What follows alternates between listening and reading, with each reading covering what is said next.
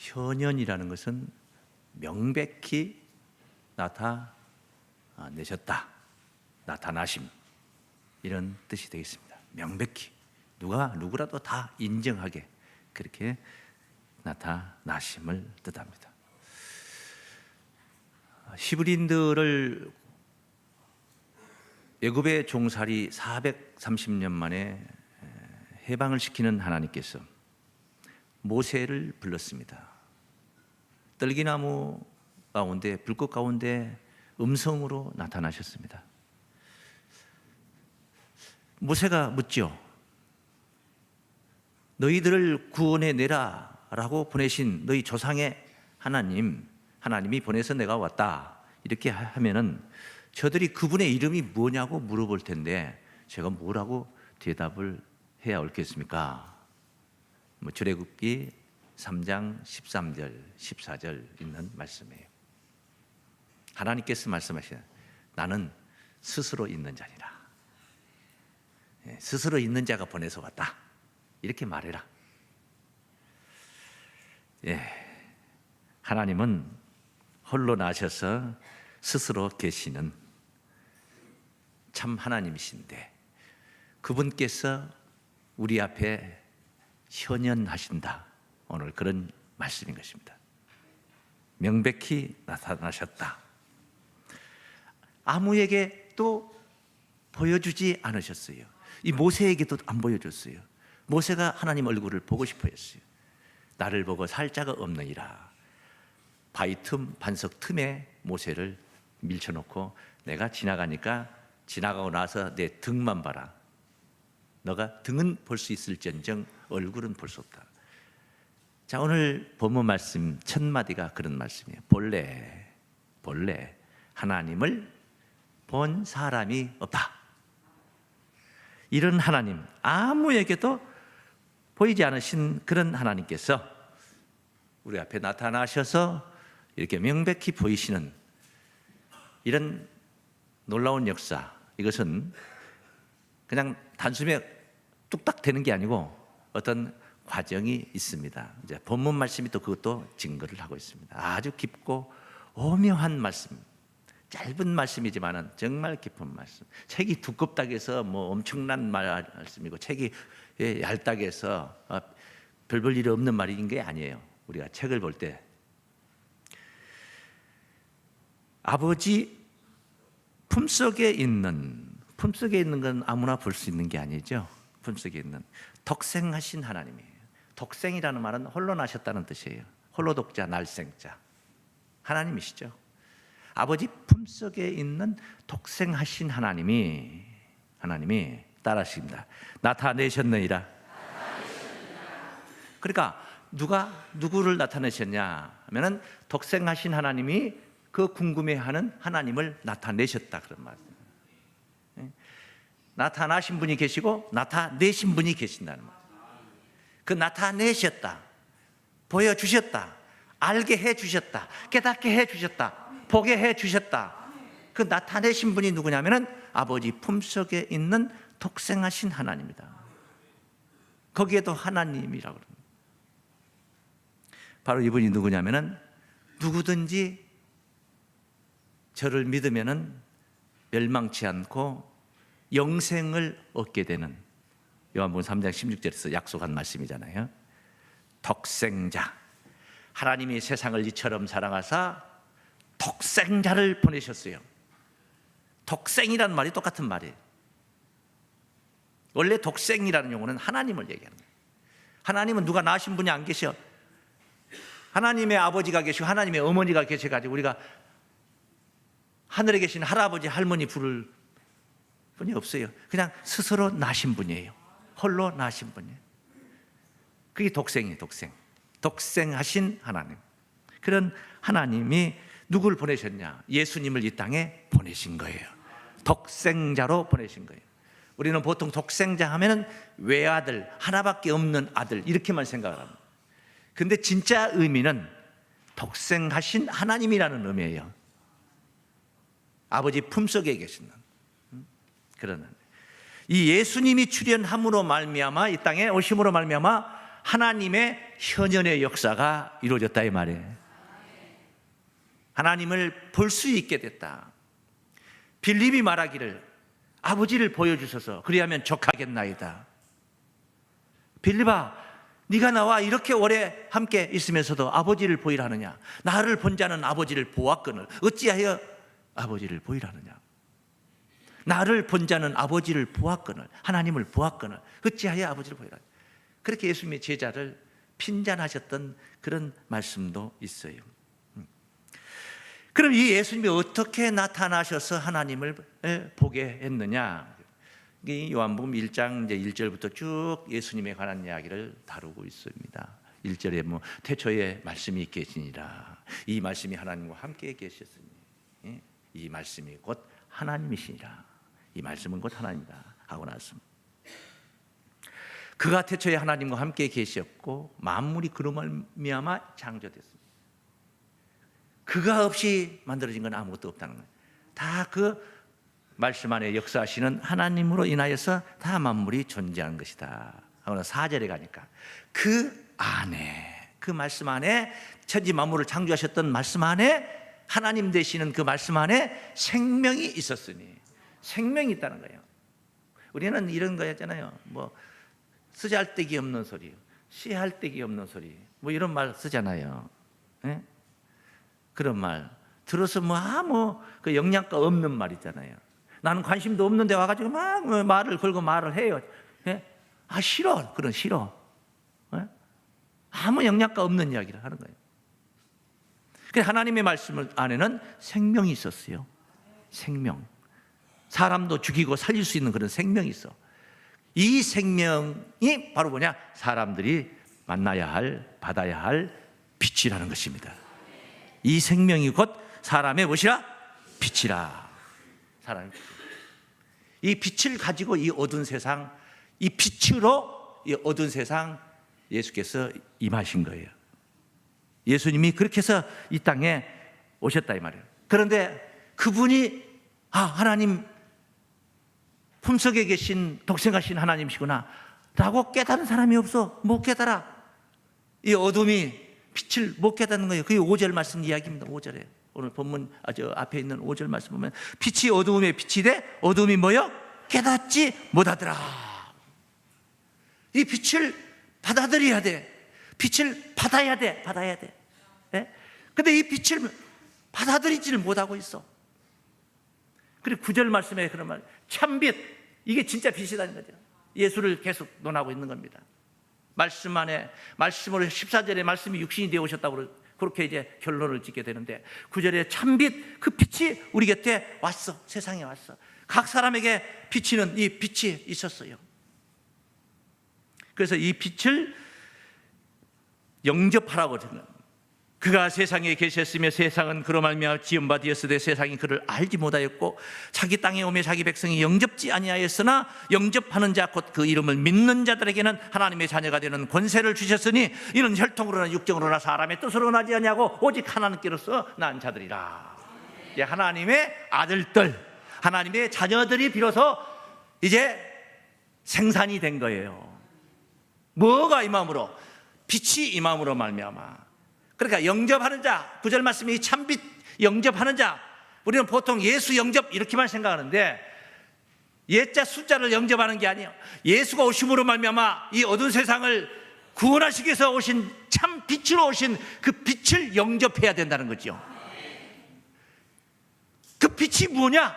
말씀 안에 있는 생명이라고 그랬어요. 말씀 안에 있는 생명.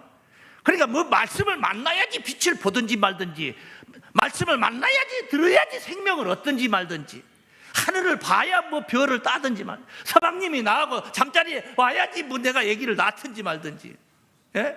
이게 다 과정이 있어야 되는 거 아니겠습니까? 그럼 말씀을 만나야 되는 거예요. 말씀을 여러분이 치중해야 되는 거예요. 그 안에 생명이 있고 그 생명이 바로 사람들의 빛이라는 것이고, 그것을 우리가 영접했을 때 하나님의 아들, 하나님의 자녀가 되는 권세를 얻게 된다는 거예요. 얼마나 놀라운 축복입니까? 그 구원에 참 빛이 있는 곳이 바로 하나님의 현현의 현장이다 이 말이에요. 무슨 뭐 이목구비 이런 생긴 분이 어디 계신 게 그게 하나님 현현이 아니고 그 참빛이 역사하는 것이 바로 하나님 현현의 현장이다. 이해가 되십니까? 따라하시겠습니다. 어두운 세상에 임하신 참 빛이십니다. 하나님의 현현이 그거다 이 말이요. 하나님의 빌립처럼 어리석은 소리 하지 말자 이 말이에요. 예수께서 내가 곧 길이요 진리요 생명인 나로 말미암아 앉지 않고는 아버지께로 올 자가 없느니라 하고 나서 이제부터는 너희가 그를 알았고 또 보았느니라. 하나님을 알았고 보았느니라 하니까 빌립이 말한 거예요. 언제 하나님 보여준 적 있습니까? 하나님. 예수님 선생님께서 우리에게 하나님 언제 보여준 적 있냐? 하나님 보여주십시오. 그래 이제 어리석은 소리야. 그래서 예수께서 이렇게 오래 네가 나와 함께 지냈으면서도 아버지를 보여달라 하느냐. 이 어리석은 자야. 나를 본 자는 아버지를 보았거늘. 예수를 통해서 오직 예수를 통해야만이 하나님을 볼 수가 있다. 믿습니까? 그래서 예수님을 우리가 믿는 이유가 거기 있는 거예요. 그리고 여러분이 오늘 말씀을 이렇게 치중하고 있는 것도 이 하나님의 자녀가 되는 권세가 여기에 있기 때문에 우리가 말씀을 치중하는 거예요. 듣는 거예요. 좋아서 듣는 거예요. 믿습니까? 요한복음 8장 12절에 보시니까 예수께서 또 일러 가라사대 나는 세상의 빛이니. 나는 세상이 뭐요?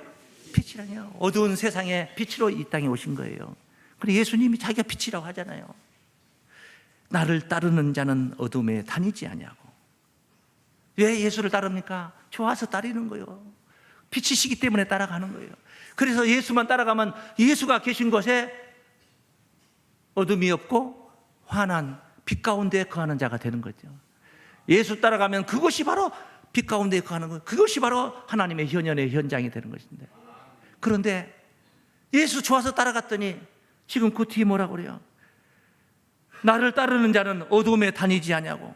그러니까 여기서 나를 따른다는 말은 먼저 무엇을 전제하고 자기를 소개하고 나서 나를 따른다. 내가 누군데 나를 따르는, 이 말은 내가 대통령인데 나를 따르면, 그 말은 대통령을 따르면 그 말이 되는 거예요. 내가 세상의 빛인데 나를 따르는 자는, 이 말은 빛을 따르는 자는 그 말이에요. 아시겠어요? 그냥 교회만 다니고 예수를 믿는 게 아니고 예수를 통해서 나타나신 그 빛을 우리가 따라야 된다는 거죠. 그 빛을 따르면 어두움에 다니지 아니하고. 밤길 안 다닌다는 얘기 아니잖아요. 우죽순처럼 올라온 거짓 영들이 이렇게 창궐 하고 있어도 절대 그런 데 넘어가지 않는다는 거예요. 네? 어둠에 다니지 않냐고. 따라하시면 생명의 빛을 얻으리라. 할렐루야. 빛이 좋아서 믿고 따랐더니, 그 빛을 믿고 따랐더니 빛을 얻은 자가 되었어요. 예? 누가 발광을 하니까 그 발광체 아래서 우리가 빛의 은혜를 누렸는데 좀 더 많이 누리다 보니까 내가 발광체가 되는 거예요. 나도 빛을 가진 자가 되는 거예요. 할렐루야. 이게 신앙이에요. 이게 신앙이에요. 계속 빛 가운데 머물러 있는 것만이 신앙이 아니란 말이에요. 계속 머물러 있으면 빛을 얻은 자가 돼야 되는 거예요. 얻게 되는 거예요. 얻게 되는 거예요. 그러니까 빛이 또 뭘 낳느냐? 빛을 낳는 거죠. 예수라는 빛이 또 나라는 빛을 낳게 되는 거예요. 이런 과정이 있어야 되는 거예요. 이런 열매가 있어야 되는 거예요. 이게 신앙의 열매예요. 계속 뭐 성장도 않고 성숙도 않고 변화가 없으면 안 되는 거예요. 이 좋은 말씀을 듣고도 변화가 안 되면 안 되는 거예요. 요한복음 12장 35절입니다. 예수께서 가라사대 아직 잠시 동안 빛이 너희 중에 있으니 빛이 있을 동안에 다녀 어두움에 붙잡히지 않게 하라. 어두움에 다닌 자는 그 가는 바를 알지 못하느니라. 너희에게 아직 빛이 있을 동안에 빛을 믿으라. 그리하면 빛의 아들이 되리라. 빛을 믿으라. 그러면은 뭐요? 빛의 아들이 되리라. 그 빛의 아들이라는 용어가 나오는 것은 하나님 아들. 우리 너무 쉽잖아요. 너무 잘 듣잖아요. 잘 말하잖아요. 그런데 빛의 아들이라는 것은 누가 낳았다는 거예요?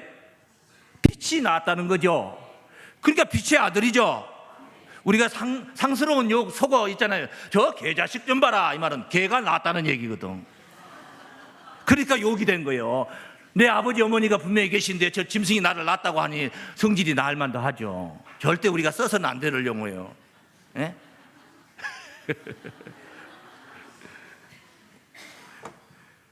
빛의 아들이 된 것은 빛이 나왔다 이 말이에요. 이 소가 송아지를 낳고 개가 강아지를 낳고 그러는 것이지, 돼지는 대가지를 낳고. 아니요, 돼지는 대가지가 안 되는구나. 그 빛이, 아들을 낳으면 뭘 낳겠어요? 빛을 낳는 거죠. 근데 지금 보니까 어떻게 해서 낳았더니까 임신을 해가지고 뭐 이런 과정이 있는 게 아니라 빛을 만나가지고 빛을 믿고 따라갔더니 빛을 얻었잖아요. 그래가지고 나도 발광체가 되잖아요. 너희는 세상의 소금이라 빛이라, 빛이 되라 그래요. 그래서 방 가운데도 등경에도 올리고 산 위에서 올리기도 해서 동네를 비추기도 하고 가족을 구원하기도 하고 마을 사람들을 구원하기도 하고. 믿습니까? 이렇게 성장 과정이, 성숙해가는 과정이 있는 거예요. 근데 이 모든 것들이 다 어디서부터 시작이 되냐? 말씀에서 시작이 되는 거예요. 왜 말씀? 이 복음, 예수께서 가지고 오신 하늘 복음, 천국 복음을 통해서 여기서부터 시작이 돼요. 그 안에 생명이 있었고, 그것이 빛으로 발하게 된 것이고. 그래서 그 예수가 가지고 오셨다는 것은 누구에게? 하나님께로부터 가지고 오셨다는 거죠. 그러니까 그 원죄가 누구냐? 근원이 누구냐? 바로 하나님이시다는 거죠. 요한 1서 1장 5절에 있는 말씀. 우리가 저희에게서 듣고 전하는 소식이 이것이니. 전하는 소식이 이것이니만은 뭐예요? 복음이죠, 복음. 말씀을 얘기하는 거예요. 듣고 전하는 소식이 이것이니 곧 하나님은 무엇이라? 빛이시라.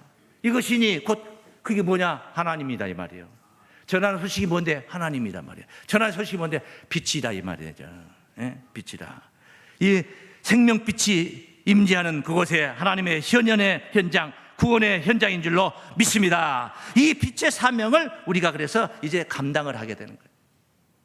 그게 하나님의 현장만 되는 게 아니고, 현현의 현장만 되는 게 아니고, 이 빛이 있는 것이 머무는 것이 바로 세상을 구원하는 구원의 현장이다 말이에요. 빛이 무엇 때문에 빛입니까? 어두운 사람들 환하게 비춰주는 거죠. 마음이 어두운 사람들, 상처받은 사람들 위로가 되고, 또 절망하는 사람들에게 소망이 되는 것이고. 믿습니까? 그 구원이에요, 구원. 구원의 현장이요. 하나님의 현현, 바로 구원의 현장, 빛을 통해서 이룬 줄로 믿습니다. 그러니 우리가 그 역할을, 우리가 그 사명을 감당하는 우리가 얼마나 대단합니까? 우리는 정말 대단한 사람이에요. 정말 대단해요. 가슴에 한번 손을, 순종. 애국가 한번 부를까요? 나 대단, 시작. 차마 못해? 아이고, 우리 정말 대단한 영적 신분이 뭐냐? 하나님 아들. 할렐루야. 하나님이 어떤 분인데? 전능자 하나님 아들. 그럼 아들, 진짜 아들은요, 유전인자가 같아야 돼, 일치해야 됩니다. 그 참 진짜 아들인가 아닌가 뭐 재벌 총수들 보고 뭐 유전자 검사하고 뭐 그런다고 그러잖아요. 그 유전인자가 같아야 돼요. 그 유전인자가 뭐냐? 많죠. 하나님의 속성에 관해서는 많아요. 하나님의 성품 뭐 여러 가지 있어요. 자비와 은총, 긍휼 뭐 시작해서 진노의 하나님도 되시고 뭐 여러 가지 있지만 가장 중요한 하나님의 유전자 뭐냐? 사랑입니다. 사랑. 요한 1서 4장 7절 말씀을 한번 보세요. 사랑하는 자들아 우리가 서로 사랑하자. 사랑은 하나님께 속한 것이니 사랑은 누구께 속한 거예요? 사랑하는 자마다 하나님께로 나서 하나님을 알고 사랑하는 자들, 하나님을 진짜 아는 자들은 사랑합니다. 내가 받은 사랑이 얼마인데 1만 달란트 탕감을 받았습니다. 저까지 그 세상 살면서 100데나리온 빚진 거 그거 탕감해 줘야 되는 것입니다. 얼마나 큰 사랑을 우리가 받았습니까? 1만 달란트 생명을 우리는 사랑받았어요. 용서받았어요. 사랑. 이런 큰 사랑을 받았어요. 그런데 10만 원 떼어먹은 사람 용서 못 해줍니까? 나는 생명을 받았는, 죽을 목숨을 살렸는데. 그 하나님을 아는 자, 하나님을 아는 자는 사랑을 하게 됐습니다. 세상을 사랑하게 됐어요. 하나님이 세상을, 그래 세상을 어떻게 사랑해? 하늘을 사랑해야지. 하나님이 세상을 이처럼 사랑하셔. 하나님은 세상을 이처럼 원수를, 죄인을 사랑하셔서 자기 독생자까지도 희생을 시켰던, 그게 하나님 사랑이야. 사랑해야 되는 거예요. 사랑하는 자마다 하나님께로 나서 하나님을 알고, 사랑하지 아니하는 자는 하나님을 알지 못하나니 이는 따르시면 하나님은 사랑이십니다. 그 하나님의 속성이, 하나님은 사랑이요. 사랑. 세상의 독생자를 화목 제물로 인간들하고, 저 죄인 인간들하고 화목하고 싶어가지고, 그러면 죄인들이 하나님 앞에 가서 예물을 드리고 화목 제물을 가지고 가서 바치면서 이렇게 해야지 화목해지는 거잖아요. 여러 권세 있는 사람하고 나하고 원수가 됐으면 그 사람하고 좀 어떻게 풀려면은 가서 뭘 해서 해야 될 게 아닐까. 정성을 다해야 되죠. 그런데 이건 거꾸로 됐어. 하나님이 자기 독생자를 보내신 거예요. 그 품속에 있는 독생하신 하나님, 이 말은 뭐냐면 아들을 희생시킨 게 아니야. 내가 희생한 거예요. 본인이 희생하신 거예요. 하나님 본인이 희생하신 거예요. 그 얘기요. 그게 하나님이에요. 화목제물로 드린 거예요. 화목제물로. 여기 본문 지금 읽었던 8절 봤는데 9절 말씀 한번 보세요. 하나님의 사랑이 우리에게 이렇게 나타난 바 되었으니 하나님이 자기의 독생자를 세상에 보내심은 저로 말미암아 우리를 살리려 하십니다. 독생자를 세상에 보내셔서 자기 독생자 죽이고 나 살린 거예요. 맞습니까? 이게 하나님 사랑이라는 거예요. 우리가 하나님을 사랑한 것이 아니요 오직 하나님이 우리를 사랑하사 우리 죄를 위하여 화목제로 그 아들을 보내셨습니다. 사랑한 자들아, 하나님이 같이 우리를 사랑하셨은즉 우리가 서로 사랑한 것이 마땅하도다. 이건 무슨 뭐 큰맘 먹고 하는 게 아니에요. 그건 마땅한 거예요. 마땅하고 당연한 거예요. 그렇게 해야 되는 거예요. 우리들의 본분이에요. 하나님 아들들의 본분이에요. 믿습니까? 이런 유전자가 있어야 돼요. 이 사랑이라는 유전자가 있어야 돼요. 이렇게 하나님이 스스로 나서서 나와 화목해 주셨고 그 다음에 자녀의 영광까지도 우리에게 주셨잖아요. 감격하지 않을 수 있습니까? 어떻게 감격하지 않을 수 있습니까? 우리 행위로 된 게 아니잖아요. 그냥 은혜로 된 거잖아요. 은혜 거저 주신 거잖아요. 그러면서 뭐라고 하십니까? 내가 니들한테 그렇게 했으니 내한테 잘해라 이렇게 하지 않았어요. 그리고 나서 서로 사랑하라 그래요. 서로 뭐 하라 그래요? 서로 사랑하라. 싸움질하지 말고 서로 싸우지 말고 사랑하라. 그거를 바라고 있는 거예요. 자식들이 그렇게 평안하기를 바라고 있는 하나님이에요. 우리가 실천해야 할 계명인 줄로 믿습니다. 우리가 실천해야 할 계명이 이 사랑이라는 것은 이게 바로 사랑이 있는 것이 하나님의 현현의 현장이란 말이에요. 사랑이 있는 것이 바로 구원의 현장이다 이 말이에요. 사랑함으로 인해서 구원을 받는 것이지 미워함으로 인해서 구원이 이루어지는 건 아니에요. 사랑으로 구원이 이루어지는 거예요. 그게 우리가 실천해야 할 계명이라는 것입니다. 하나님의 현현 따라했습니다. 하나님의 현현, 우리가 실천해야 할 사랑입니다. 마땅히 하나님처럼 예수님처럼 우리는 사랑을 해야 돼요. 그렇게 사랑해요. 근데 이것이 계명이야, 법이야. 그러니까 힘들어. 아니에요. 절대 그렇지 않아요. 이건 억지로 하는 게 아니에요. 그냥 본능적으로 한 겁니다. 진짜 내가 하나님의 자녀라면 그 유전자가 있습니다. 그래서 본능적으로 그렇게 하게 돼 있는 거예요. 내가 그렇게 안 된다. 하나님의 자녀가 아직 안 된 거예요. 그건 안 된 거예요. 받은 사랑이 얼마나 큰데, 얼마나 귀한 사랑을 받았는데, 그래서 감격하고 감사가 항상 넘치는 거예요. 매 순간마다 그걸 느낍니다. 내가 나는 이 순간도, 오늘 제가 여러분에게 설교하는 이 순간도 그 사랑을 느껴요. 아니 내가 어떻게 이런 설교를, 이 깊은 내용을 내가 깨달았을까? 난 너무 감사한 거예요. 이렇게 깊은 이 사랑의 진수를 어떻게 내가 깨달았을까? 그래서 우리 교우들에게 이 설교를 할 수 있을까? 난 너무 감사해요. 너무 감격스러워. 감격스러워. 그리고 이 사랑이라는 것은 그래요. 부부지간에도 남편이 좋으면, 사랑하면, 남편 좋아하면 남편을 위해서 저녁에 뭐 해줄까? 된장국을 좋아하지. 된장국을 만듭니다. 남편이 홍어 무침을 좋아한다. 자기는 홍어 냄새도 싫어. 근데 남편이 좋아하니까 자꾸 무치다 보니까 자기도 정이 들고 맛을 보다 보니까 썩 괜찮네. 한 번 먹고 두 번 먹고 자꾸만 먹고 싶네. 그렇게 돼요. 네? 그래가지고 남편이 좋아하는 음식을 먹게 돼요. 먹게 돼. 저녁이면 드라마도 보고 싶고, 주말 드라마도 보고, 무엇도 보고 싶고, 무슨 햇살 뭐라고 한가 있어 요즘도. 그런데 남편이 프로야구 중계만 매년 틀어놓고 채널 고정해놓고 보니까 할 수 없이 그것도 못 보고 남편 좋아하는 거 그냥 방치하고 놔두고 옆에서 앉아서 보다 보니까 자기도 좋거든, 재밌거든. 그래가지고 자기는 고향이 충청도인데도 저기 기아 타이거즈나 전라도 이렇게 응원하면 자기도 등다서 막 응원을 해줘. 저기 하나하고 경기하고 있는데도 막 응원을 해줘. 너무 고마워. 이게 뭐냐? 그것이 상대를 사랑할 때 가능한 얘기예요. 상대를 사랑 안 하면 그건 안 돼요. 절대 안 되는 거예요. 사랑하기 때문에 가는 겁니다. 하나님이 너무 좋아. 믿습니까? 하나님이 너무 좋으니까 사랑을 하게 돼. 그분이 하시는 일은 다 좋아. 하나님이 하시는 일은 다 좋아.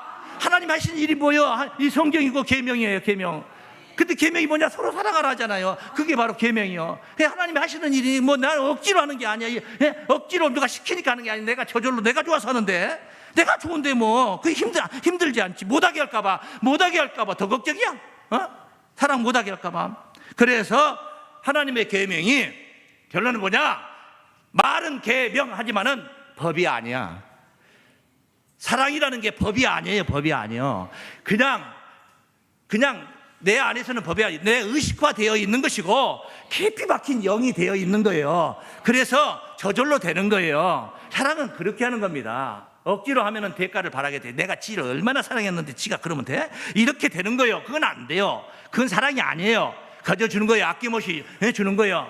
그냥 주는 거예요. 주었다가 다시 받는 게 아니에요. 심판이 두려워서 사랑하는 것도 아니에요. 그냥 내가 좋아서 하는 거예요. 믿습니까?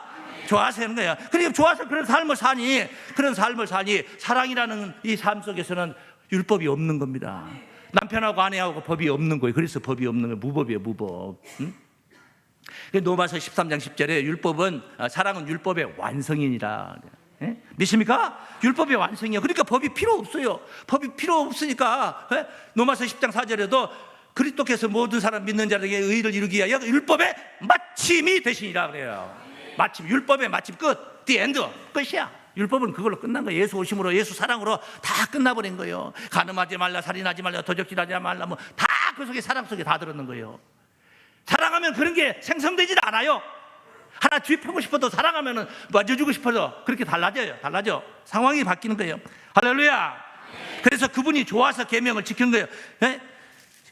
요한복음 14장 15절입니다. 요한복음 14장 15절 말씀에 너희가 나를 사랑하면 나의 계명을 지키리라.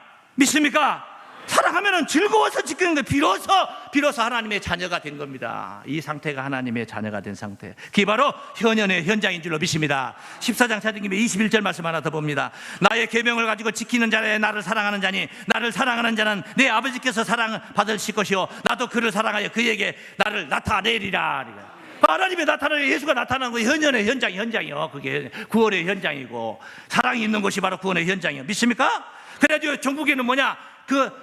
하나님의 이 땅에 오시는 거죠. 오실 때 다시 오시는데 어떻게 오시느냐? 영원한 생명을 가지고 죽지 아니함을 가지고 오시는 그걸 두 자로 말하는 영생이라고 하는 거예요. 요한일서 4장 12절 말씀에 어느 때나 하나님을 본 사람이 없으되 만일 우리가 서로 사랑하면 하나님이 우리 안에 거하시고 그의 사랑이 우리 안에 온전히 이루느니라. 그의 사랑이 온전히 이루어지는 겁니다. 서로 사랑하는 가운데 이루어지는 줄로 믿습니다. 우리가 누릴 영원한 생명인 줄로 믿습니다. 하나님의 현현, 우리가 누릴 영원한 생명입니다. 하나님이 계신 곳마다 그 영원한 생명이 있는 것입니다. 따르십니다. 우리가 누릴 영원한 생명입니다. 영원한 생명이신 줄로 믿습니다. 예수 안에서만 볼 수가 있는 겁니다. 대속의 은혜 속에서만이 가능하다 이 말이에요. 그래서 의를 얻어 생명에 이른다고 그랬습니다. 로마서 5장 18절 말씀에 의를 얻어 생명을 이른다. 예수를 통해서 우리가 의를 얻어 생명에 이른다. 의를 얻어야만이 만날 수 있는 분이고 생명도 얻을 수 있는 분이다. 그래서 아버지 품속에 계신 예수를 통해서 하나님을 본다는 얘기야. 그래서 이 증거된 이야기야. 예수 빼놓고는 모든 게 불가능하다. 기한이 이르면 때가 차면은 하나님이 때가 차면은 우리 앞에 나타나실 때에 그때는 영원한 생명을 가지고 죽지 아니하는 영생을 가지고 오실 줄을 믿습니다. 디모데전서 마지막으로 한 구절만 더 보겠습니다. 6장 15절입니다. 15절. 기약이 이르면 하나님이 그의 나타나심을 보이시리니 하나님은 복되시고 홀로 한 분이신 능하신 자시며 만왕의 왕이시며 만주의 주시오 오직 그에게만 죽지 아니함이 있고 할렐루야 가까이 가지 못할 빛에 가시고 아무 사람도 보지 못하였고 또 볼 수 없는 자시니 이런 분이 기약이 이르면 나타나신다는 겁니다. 죽지 아니하며 그 하나님이 우리에게 오실 때 우리도 영생복 나가는 하나님의 자녀의 영광을 누리게 될 줄을 믿습니다. 이 사랑 안에서 이런 영광을 함께 누리는 사랑하는 우리 행복한 교우들이 되시길 주의 이름으로 축원합니다. 기도하겠습니다.